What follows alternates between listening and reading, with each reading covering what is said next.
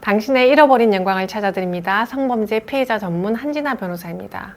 우리 피해자분들께서는 형사 절차 및 민사소송 진행 과정에서 개인정보 유출에 대해서 걱정을 많이 하시는데요. 오늘은 개인정보 유출을 대비하는 방법을 설명드리겠습니다. 첫째로 우리 피해자분들은 가해자와 모르는 사이인 경우 이름을 포함한 개인정보 노출을 원하지 않을 때 가명으로 사건을 진행하실 수 있습니다. 피해자에 대한 실제 정보는 신원관리카드로 따로 작성되어 관리되기 때문에 가해자가 피해자의 실명을 볼 수가 없습니다. 이 경우 심지어 합의서도 가명으로 작성을 하고 피해자께서는 최초 신원관리카드 이외에는 실명을 쓰실 일이 없습니다.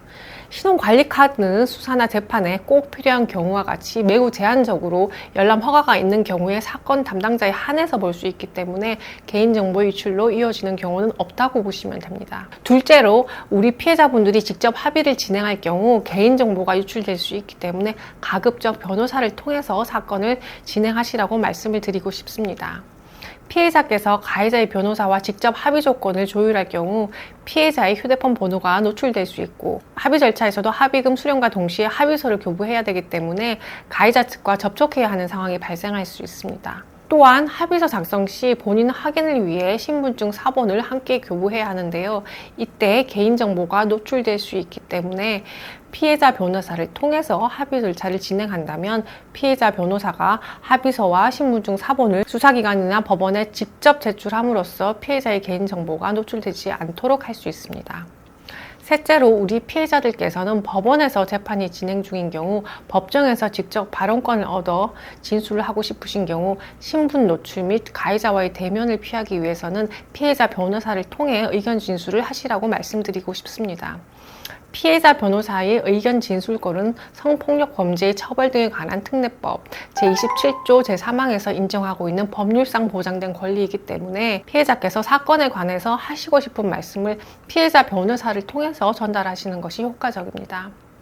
넷째로 우리 피해자분들께서 가해자를 상대로 민사소송을 제기하는 경우, 즉 손해배상 소송을 제기하는 경우에 상대방뿐만 아니라 소송을 제기하는 피해자 본인도 자기 주소를 기재해야 하는데 현재 살고 있는 주소가 아니라도 주민등록 초본상의 과거 주소지를 기재하시는 것으로 원고 본인 특정이 가능합니다. 피해자들께서 민사소송을 주주하시는 경우 중에는 민사소송에서 피해자의 실명과 주소를 기재해야 하는 부담이 있어서 망설이는 경우가 많이 있습니다. 왜냐하면 가해자 중에 소장에 기재된 원고의 즉 피해자의 주소지를 보고 찾아온 사건도 있었기 때문입니다.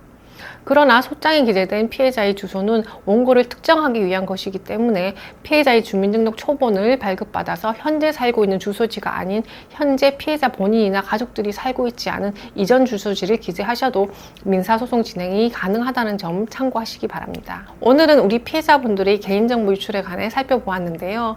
다시 한번 정리를 드리면 우리 피해자분들 개인정보 유출을 막기 위해서는 첫째로 우리 피해자분들이 이름을 포함한 개인정보의 노출을 원하지 않을 경우 가명으로 사건을 진행하시라. 둘째로 우리 피해자분들이 직접 합의를 진행할 경우 개인정보가 유출될 수 있기 때문에 가급적 변호사를 통해서 합의 절차를 진행하시라고 말씀드리고 싶습니다. 그리고 셋째로 우리 피해자분들이 법정에서 진술을 하고 싶은 경우 신분 노출 및 가해자와의 대면을 피하기 위해서 피해자 변호사를 통해 의견 진술을 하시라고 말씀드리고 싶고요.